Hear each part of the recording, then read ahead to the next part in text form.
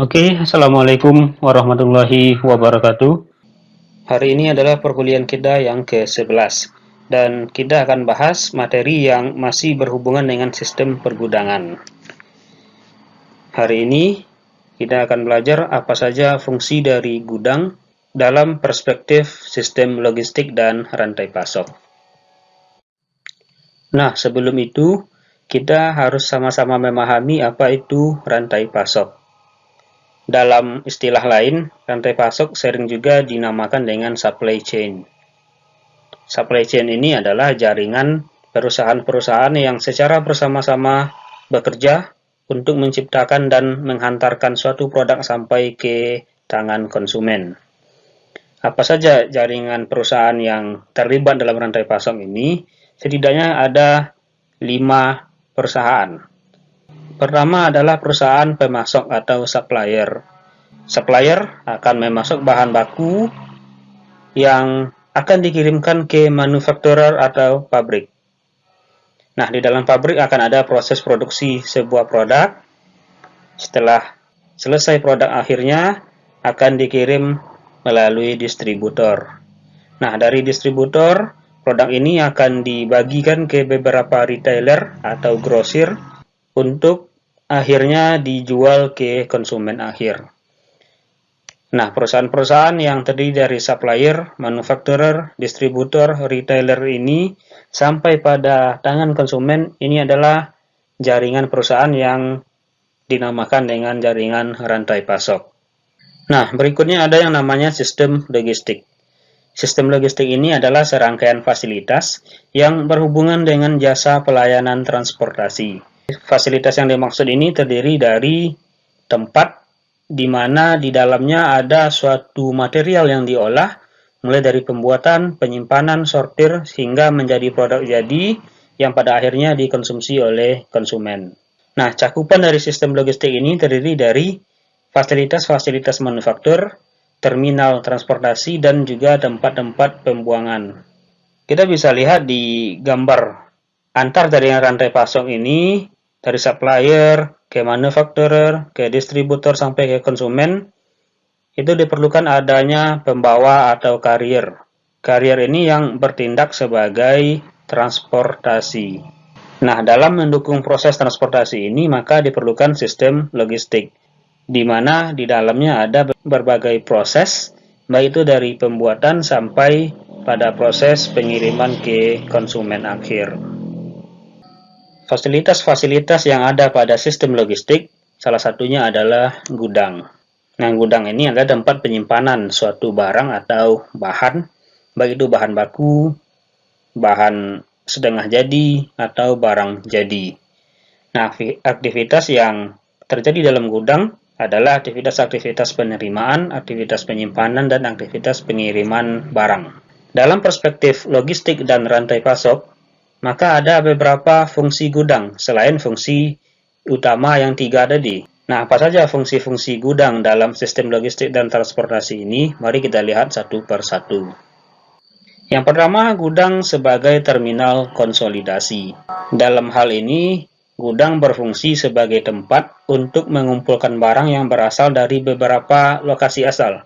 Misalkan dari pabrik, untuk disalurkan ke lokasi tujuan, misalkan ke retailer. Nah, masing-masing pabrik ini berbeda lokasi maupun barang-barang yang diproduksinya, sehingga fungsi gudang di sini sebagai tempat pengumpulan dan pengaturan barang-barang sebelum dikirim lagi ke tujuan akhir. Kita bisa lihat ilustrasinya seperti ini. Ada 3 pabrik. Pabrik A yang menghasilkan produk A, kemudian pabrik B yang menghasilkan produk B, dan pabrik C yang menghasilkan produk C. Nah, dari semua produk ini akan dikirim dulu ke terminal konsolidasi yang bertindak sebagai gudang. Nah, di sana akan disatukan atau dikumpulkan berbagai produk tadi sebelum akhirnya dikirim ke pelanggan atau konsumen. Itu fungsi yang pertama sebagai terminal konsolidasi. Berikutnya, fungsi yang kedua adalah gudang sebagai pusat distribusi. Gudang sebagai pusat distribusi ini digunakan sebagai tempat untuk pengumpulan dan penyimpanan barang atau produk sementara waktu dari suatu lokasi, misalkan dari pabrik, untuk selanjutnya dikirim ke tujuan akhir. Nah, ini gambarannya. Satu pabrik menghasilkan produk, misalkan produk A, kemudian semua produk A ini akan disalurkan dulu ke pusat distribusi, yang pada akhirnya nanti baru akan dibagi berdasarkan tempat dari pelanggan. Nah, perbedaannya dengan gudang sebagai pusat konsolidasi yang pertama tadi adalah produknya yang berbeda. Kalau pada pusat distribusi ini produknya sama dan juga dari pabrik yang sama, hanya saja perlu dibuatkan satu gudang sebagai pusat distribusinya untuk sementara waktu sebelum pada akhirnya dikirim lagi ke konsumen. Kemudian yang ketiga, gudang yang berfungsi sebagai tempat brick bulk operation. Ini artinya gudang sebagai tempat untuk memecah barang atau produk yang dikirim dalam volume besar menjadi beberapa bagian dengan masing-masing bervolume kecil. Hal ini dilakukan karena pengiriman dari tempat asal masih dalam volume yang besar, misalkan untuk alasan efisiensi pengiriman. Nah, ini ilustrasinya.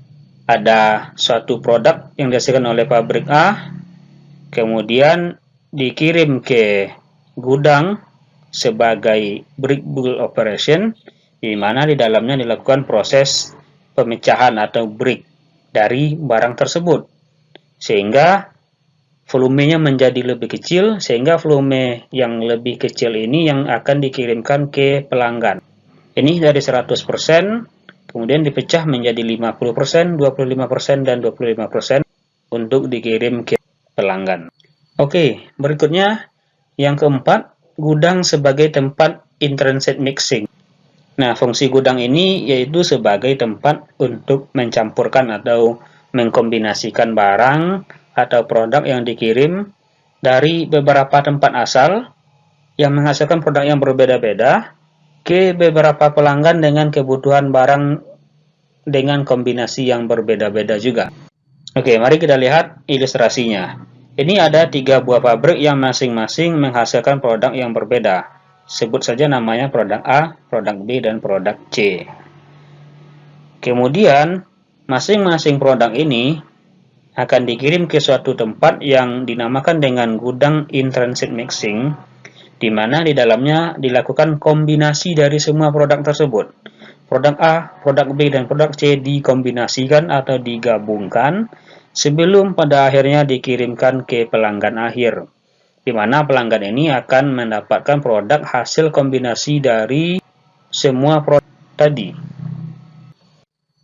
Kemudian yang kelima, yaitu gudang sebagai tempat melakukan cross-dock operation. Dalam hal ini, gudang dapat digunakan sebagai tempat untuk melakukan cross-dock operation, yaitu tempat untuk melakukan penerimaan barang dari lokasi asal dan langsung dilakukan pengiriman barang ke lokasi tujuan selanjutnya. Nah, proses penerimaan dan pengiriman ini dilakukan dalam waktu yang relatif cepat, sehingga tidak terjadi proses penyimpanan barang atau produk. Cross-dock operation ini dilakukan dengan berbagai tujuan. Salah satunya adalah karena barang atau komoditas tersebut sifatnya perishable. Misalkan ada produk-produk sayuran dan lain-lain. Contohnya seperti ini. Dalam suatu transportasi, barang yang sudah diangkut oleh satu unit truk ini, untuk proses pengangkutan selanjutnya dipindahkan ke truk yang lain dengan rute yang berbeda. Ini juga dikategorikan sebagai gudang yang fungsinya sebagai tempat untuk cross-dock operation. Sampai ketemu lagi pada perkuliahan berikutnya. Sampai jumpa. Assalamualaikum warahmatullahi wabarakatuh.